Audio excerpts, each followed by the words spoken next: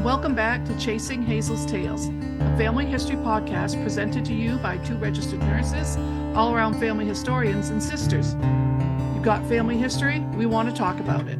I'm Kim McLaughlin. And I'm Laura Ireland. This week we're going to discuss the deep American roots of our grandmother, Thelma Persis Haskell, which we discussed last week. She grew up in the Millinocket area and then raised her family in Old Town, Maine, and she was from hearty New England stock.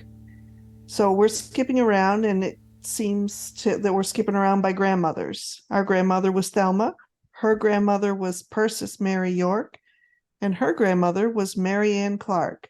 It's the York line and the Clark line that are of interest for us today.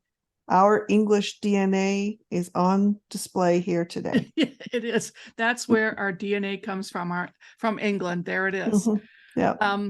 And so the reason I wanted to talk about them, they represent a kind of a theme to me where we have solid Maine roots with historical ancestry. And so I think they're historical, but let's discuss that. The Yorks we discussed before, they're solid in Penobscot County. I can kind of trace them back to Durham, New Hampshire. I haven't gone crazy with it, but I have to let you know that I don't know much more about them than the Maine connections. And then the Clarks can be traced back to Washington County, which is the easternmost portion of Maine. And then they go back from there to Plymouth, Massachusetts, and yes, you guessed it, all the way back to the Mayflower, which is around 1620. And to me, that sounds like a logical transition. A lot of folks who came to the United States and maybe landed in Massachusetts and transitioned right up the coast to, that area of Maine was very prosperous at the time, either with shipping or with logging, right, or something like that. So seems like a logical transition and makes sense. And here we are. Yeah. And I mean, imagine it. I mean, the resources were endless. Yeah, the abundance. Endless. Can you imagine? Trees. No, in Maine, as far as you can see, trees. Yeah, and still. Yeah, it's still. So one of our very first Maine Clark ancestors that settled in Pembroke, which is in the area of Washington County, where we're from, but that's where the settlers from Massachusetts and Maine came to build lumber mills. Were building ships, and they had deep water access for all types of vessels. And in 1860, there were 7 shipyards in Pembroke. 7. That seems excessive for such a small town. I know, but they had they had that deep water, and they had all the resources. So Washington County was for many years a hub of activity for those very reasons.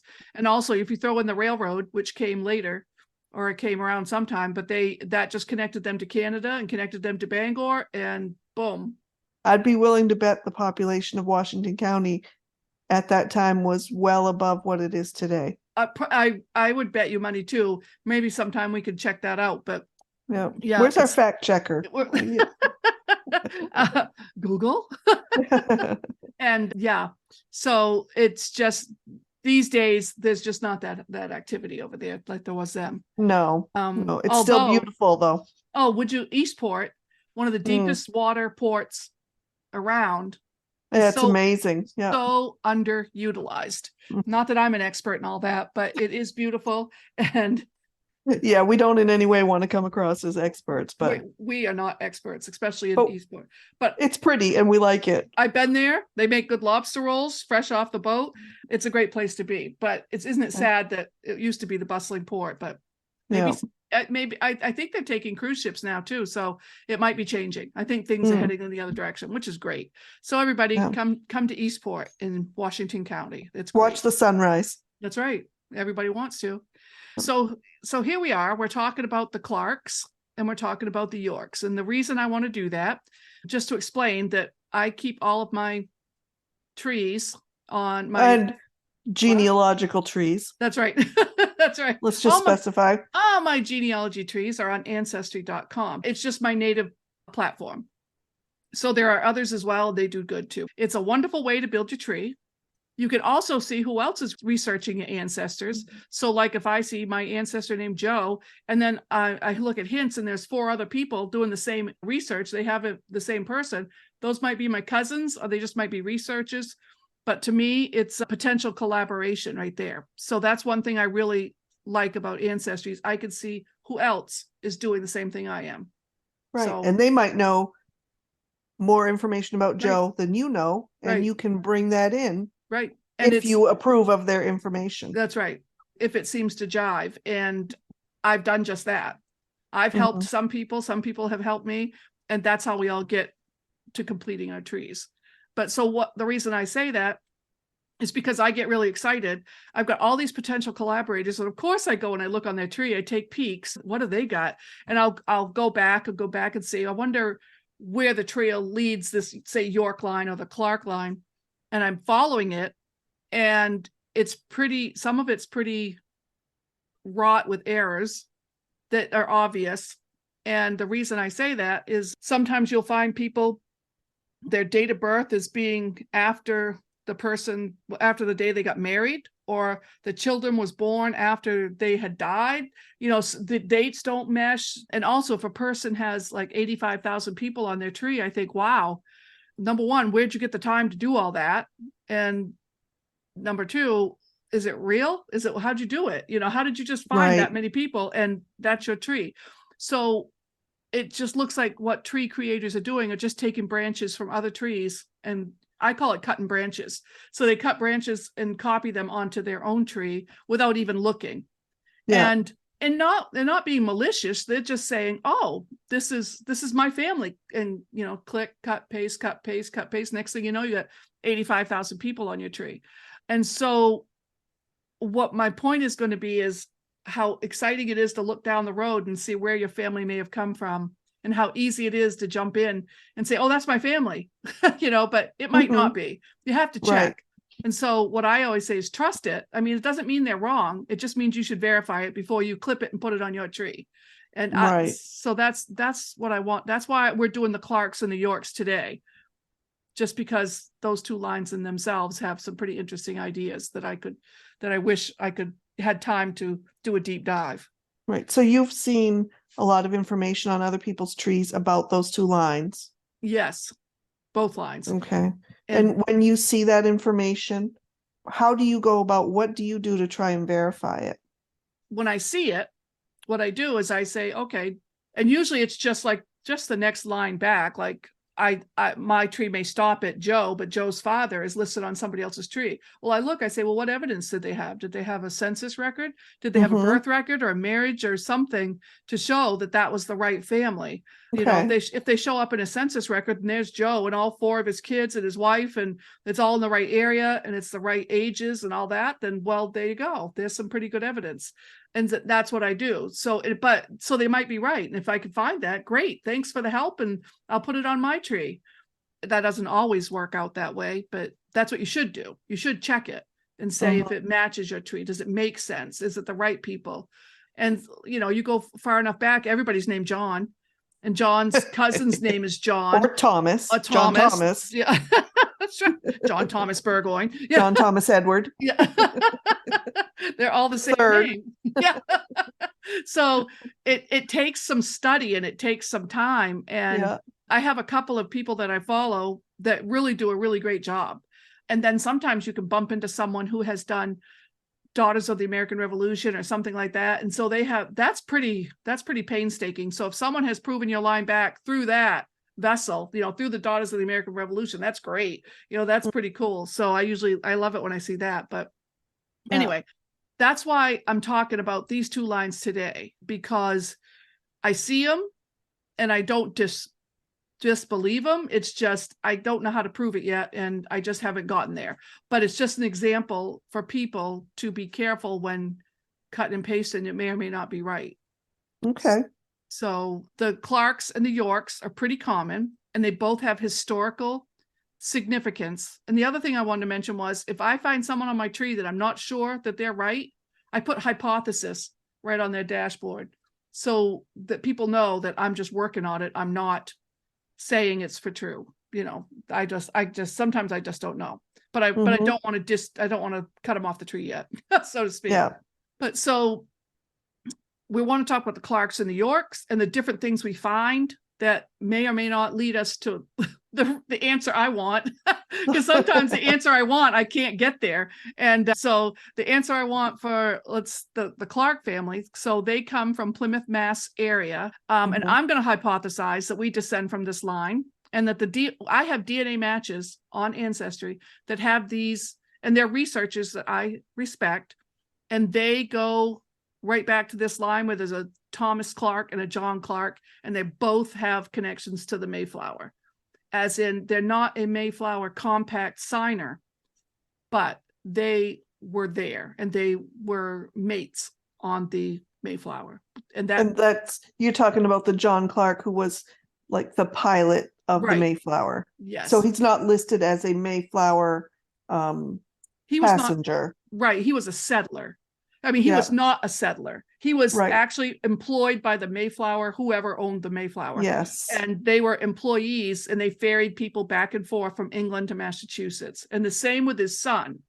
So I'll let you go from there. Yeah. He was pretty interesting too, because before that he was a prisoner of the Spanish. Yeah. And was part of the Spanish Inquisition, which that was pretty interesting. That wasn't on your bingo card, was it? No, was not on my bingo card. So, but then he did this whole thing where he worked and helped to ferry the passengers over on the Mayflower, and then was given the land in Virginia. All right. So as an example of some things that you can find about people online, either on Ancestry or Find a Grave, or whatever people choose to put online, for Thomas Clark, it says he died 24 March of 1697 in Plymouth, Massachusetts, and was buried in Burial Hill Cemetery. Here lies ye body. I just like to read this. Here lies ye body of Mr. Thomas Clark, aged 98 years, departed this life March ye 24th, 1697. It is a well-received tradition that this ancient man was the mate of the Mayflower, and the one who first landed on the island in Plymouth Harbor, which bears his name. Right. So there's a Clark Island. Clark Island. And little is known of the life and circumstances of the mate of the Mayflower. His name is not among the signers of the original compact, nor mentioned among the first settlers. It may therefore be conjectured that he was considered merely as an officer of the ship, and that he returned to England whither Captain Jones and subsequently came over and settled in this town. We find his name among those who received allotments of land in 1624, and he also shared in the division of cattle in 1627. He resided at Eel River, and it is supposed that his family were among the sufferers in the house of William Clark when attacked by a party of savages March 12, 1676. He, being himself absent at meeting, escaped, while 11 others massacred and his son tomahawked, who ever after wore a silver plate on his head, from which he was called Silverhead Tom. Seems kind of brutal. Yeah. Numerous lineal descendants from Thomas Clark now reside at Eel River in this town and in other parts of the old colony. There is a handsome china mug whose pedigree is traced through the Clark family back to Thomas Clark, which had been presented to the cabinet of the Pilgrim Society by Betsy B. Morton, a descendant, and also a leathern pocketbook with the initials TC impressed on its cover, presented by Amasa Clark. These relics afford additional evidence that the mate of the Mayflower died in this town, and that his ashes rest in the grave in our burial place designated by a stone with the above inscription. So that was what was written about Thomas Clark. Right. But there are other sources that say that that island is named after John Clark, who was the pilot of the Mayflower. Right. And so this one basically just says it's a well-received tradition. So someone wrote this and thought it was about Thomas. And then the next thing you know, we believe Thomas's father, John, has some very similar things written about him. So over the years, things got muddied and things they weren't correct. Right. But what I took from that very thing that you just read, there's a lot of things. Number one, once I read that, I thought, well, number one, I want to check out Clark Island. What is that? Yeah. Number two, William Clark House, the house massacre of 12 March 1676. That's got to be, I want to read about that. Yeah. And what's this with a silver plate on the head of a child? He lived with a silver plate where he had been tomahawked, so to say, scalped. Yeah. So all that we can glean from this passage is that the mate of the Mayflower died in that town. We don't really know who it was. It just says the mate, because they had a leather pocketbook, because they had a mug. They really couldn't assign it to anybody. But this is where you just start taking just think a minute. Because I got pretty excited when I read that. I thought, wow, look at that. There's a lot of stuff going on here. But no, you've got to check a little further. So what we did was we did check a little bit further. And this is from Find a Grave. I believe that, I don't disbelieve it, because I know some people who have done some research on this, but as always, it always bears more research. So I'll let you read about the father, who we believe the father of Thomas is John Clark, and this is what it said about him. So John Clark was the master's mate and the pilot of the Mayflower, and accompanied the Pilgrims on many of the exploring parties, piloting the shallop. I don't know how to pronounce that. Shallop. I don't know. Here we go again. How do you pronounce shallop? Shoof. The little boat. How about the dinghy? Okay, we're on the dinghy. Yeah. Clark's Island in Duxbury Bay is named after him because he miraculously brought the little boat ashore during a strong storm on one of these expeditions. And John was given 2 shares in the Virginia Company for his service. And he sailed to Virginia on 10 April 1623 in Daniel Gookin's ship, the Providence. And he died shortly after he arrived. And I do know that he was killed in a massacre by one of the native tribes. Oh, so how these stories are mixing. It's like, I'm not sure. They really should be figured out. There was like a third of the people of the little settlement there were killed in a massacre by the native tribe there. And he was one of them that died. Mm-hmm. So anyway, so these confusing accounts, they just show how all the copying and pasting can just add to the confusion. Right. So it might be right. It might not be, but a lot of it just seems like this detail and that detail, they all kind of mix around. But one thing I wanted to say about the massacre, I read 2 different things. So there was an inscription in this cemetery or it's called the First Encounter. And the First Encounter is when the natives encountered the colonists, and there was a skirmish, and that must have been the massacre. And so they called it a native massacre. We were massacred by the natives. Of course, we weren't there. We don't know what happened. But then 2001, or fast forward 100 years, and then there was another place to describe it, to say that the natives were protecting their culture and their land, and there was an encounter. So depends on So the natives see it one way, because they were protecting what was known to them. And there were the colonists who were trying to survive, and that they had an encounter. So there were 2 different, one was a really old plate that described it as the massacre, and the newer one described it as the natives trying to protect their way of life. So let's just put that there. So that's another story altogether, but they are in that same place, the 2 descriptions of the event. Yep. So certainly 2 different perspectives for sure. Exactly. So anyway, so here we come to the Clarks, and what we can see is that there was confusion. I do want to do more research. I want to say that I believe Thomas was the son of John at this point. But if I wanted to do a research plan, I'll tell you where we can find stuff out, and I need to, because these are our people. I really believe that this is our link. So anyway, I would probably go to New England Genealogical and Historical Society. That's in Boston.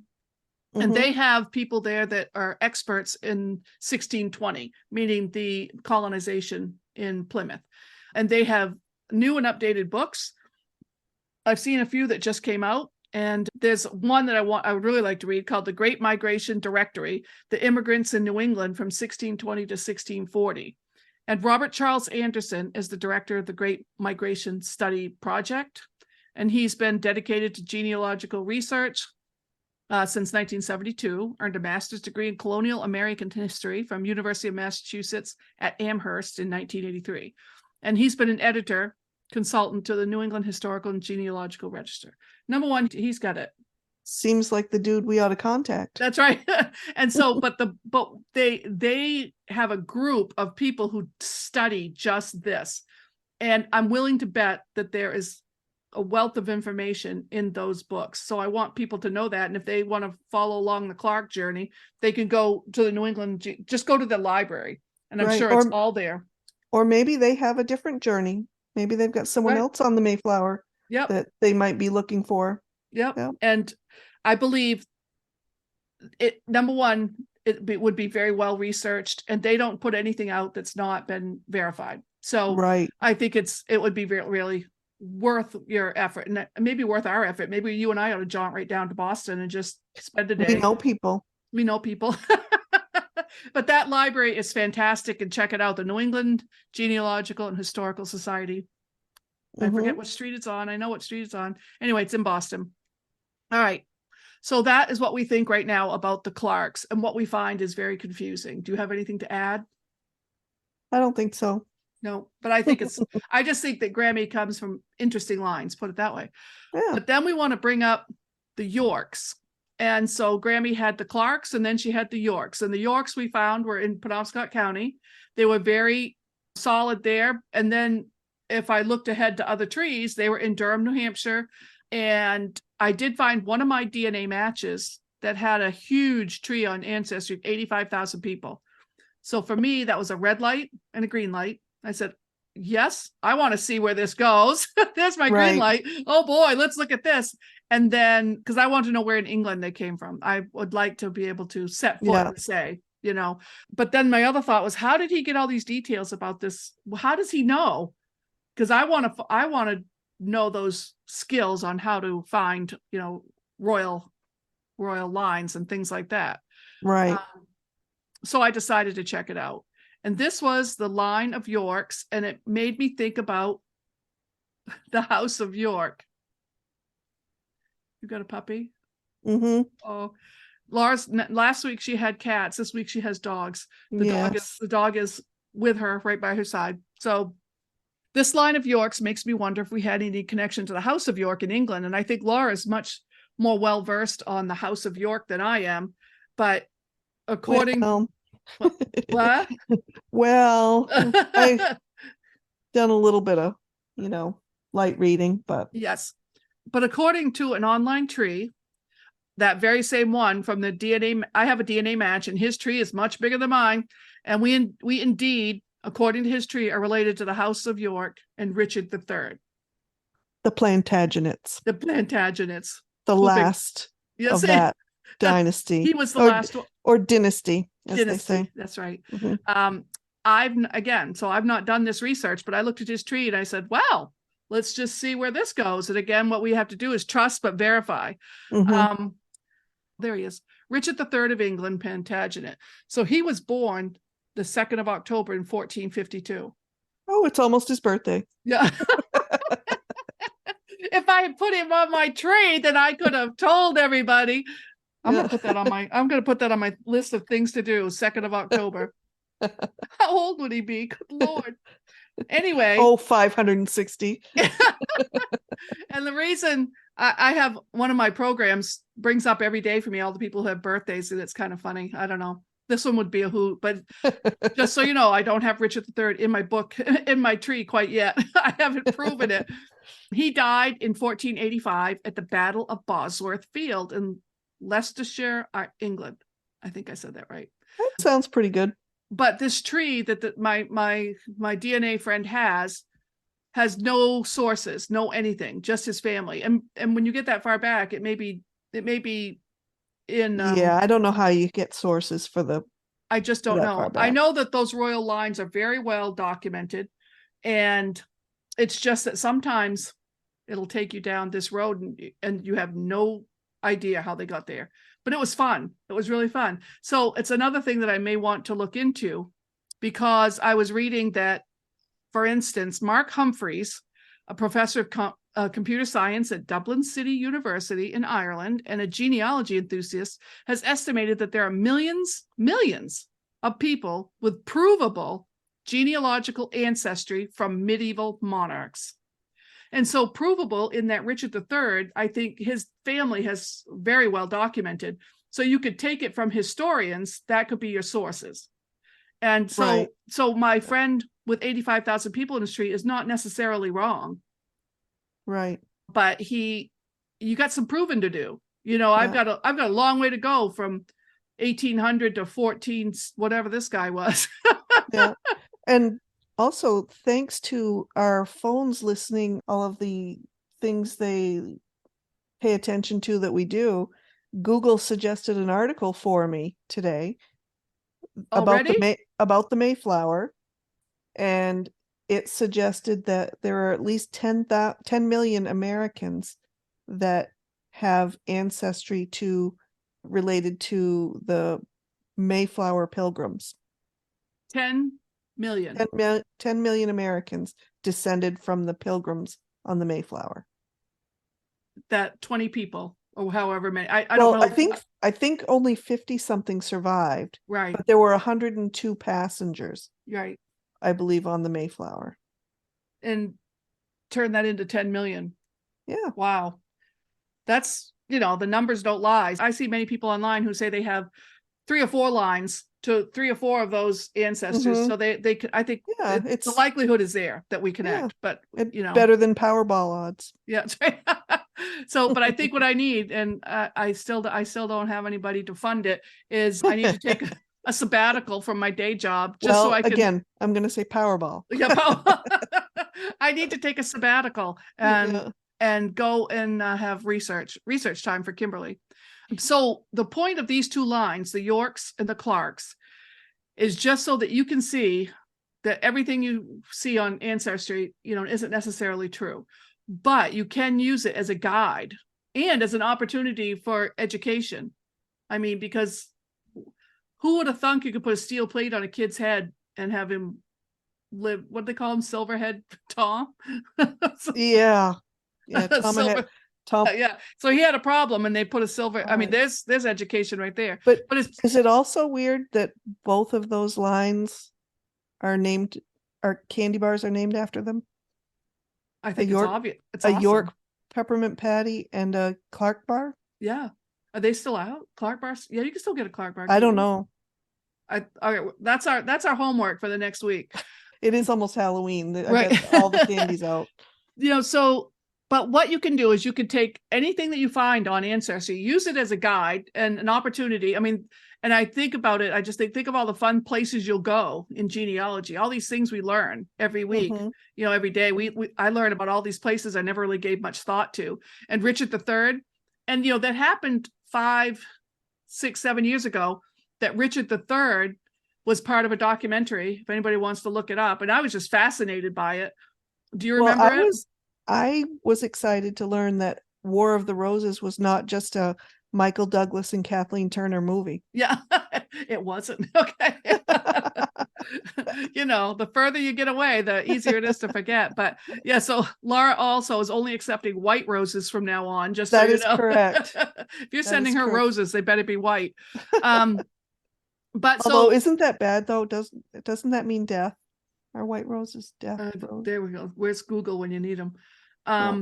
But we want you just to take opportunities. If you see trees that don't necessarily match up with your own or are further ahead than your own, take it as an opportunity for education, but trust, but verify. So again, don't add it to your tree unless you have some sort of source that says it's true, whether it be a birth record, a marriage, a death certificate, newspaper obituaries, that kind of thing. Or maybe a historical document like Richard III, who said he had kids, this many children. But it is fun to collaborate, to connect with other people and find out what they know and what they think. But like I say, the places you'll go in genealogy. We go to England, we go to Germany, we go to all these places and learn about where our ancestors may have lived. Yeah, and soon, hopefully with the new ancestry update, maybe they'll provide us with new places we might need to explore. That's right. And because they're supposed to be refining it again. So for anybody who hasn't heard, ancestry.com is updating its DNA ethnicities by the end of September. I don't expect any big changes though, do you? Well, Oh. what they're saying is they last updated in July of 2022. What they're saying now is they're adding 4 new regions, which I don't know how they could change much of the regions we're familiar with. There might be other regions, say, that haven't been tested so much. Maybe, other continents or other regions. Yeah. But so they're updating, or they're adding 4 new regions and big improvements in 2 regions. So maybe that's one of ours. Maybe they'll tell me where in Ireland our grandparents really were that we don't know. But there's 2. So, and we're more Scottish than we ever thought we were. Maybe that's going to be refined. Yeah, last time Scotland got the most improved award. Yeah. Scotland we suddenly became very Scottish. Yeah. So I'm wondering if that will be altered. Okay, let's take bets. Like what are you right now? 30? I'm 33, I think, percent Scottish. I'm up there. Yeah. That's my highest one. Me too. What am I? Well, I'm gonna have to pull it up. Yeah, me too. So anyway, I'm 28. I'm pretty well balanced. I'm 28 Scottish, 25 German, 17 Irish, 16 English. Okay, and so I'm just pulling mine up and it hasn't changed yet. I keep pulling it up. I keep know. Open. Yeah, it's not gonna. Yeah. It says coming soon. So I'm 33 Scottish, 32 Ireland, 18 Germanic Europe, 6% Norway, 5% England. Isn't that weird? 5% England and Northwestern Europe. With all these Yorks and Clarks running around, I'm only 5%. And then there's Sweden and Denmark and Eastern European and Russia. So there. Yeah. And I've got a little bit of Welsh, Sweden, Denmark, and Norway too. But, yeah. But I've got the 4 major ones. 4 major DNA groups. Yep. Scottish. Well, it's actually what we were always told growing up. Right. English, Irish, Scottish, and German. Yeah. Basically. And that is true. Very true. But the sources may not have been where we expected. The unexpected sources of England. Right. Yeah. So that's funny because our NPE, I can follow back and I've got a great location for them in wherever. Yeah. Where was it? King Sutton. There you go. King Sutton in England. And so I've got that all figured out. But the family I do know, I can't really locate that well in England and in Europe. That just bums me out, just so you know. Yeah. Anyway, so. All right. So next week, perhaps we'll have our updated ancestry. We'll talk to you about that. And we do have some other topics coming up that might be really interesting. We'll let you know when those come up. And there may be some times when we go every other week instead of every week, depending on our schedules and depending on our planning to go to Sleepy Hollow, New York again. So we're planning for that for the end of October. So who knows what we'll find there. Yep. All right. All right. So until next time, please rate, review, subscribe, follow us on your favorite podcast platform. We also invite you to reach out to us by email at chasinghazelsTales@gmail.com. Tell us your tales or share what you've learned or found interesting about your family. We're interested to know. Let us know if you've shaken your family tree and had a few nuts fall out. Again, me. Right. But if you haven't seen any nuts fall out of your tree, you might just be the nut in the family. Yeah. You can also follow us or contact us on Facebook, Instagram, Twitter, or TikTok. Until then, we'll see you. All right. Bye-bye.